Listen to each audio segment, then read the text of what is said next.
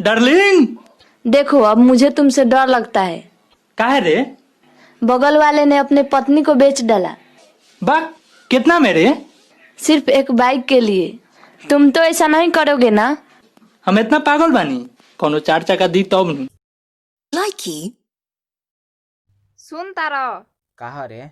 बारिश से तो सब गेहूं भींज गल बा। तो हम का करी? पसराई ना, हम का करी? तनी जबान संभार के बोल। अब मैं शुक्ला नहीं रहा, खाना बनाना सीख गया हूँ।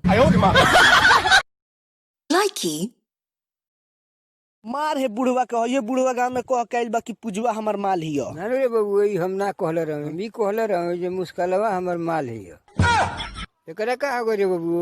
काका एकरे नु माल मुस्कानवा हियो हो। लाइकी ए पापा हो पापा, हम सुहागरात मनाई ले लियो। पंडित जी से दिखौला हवे। लाइकी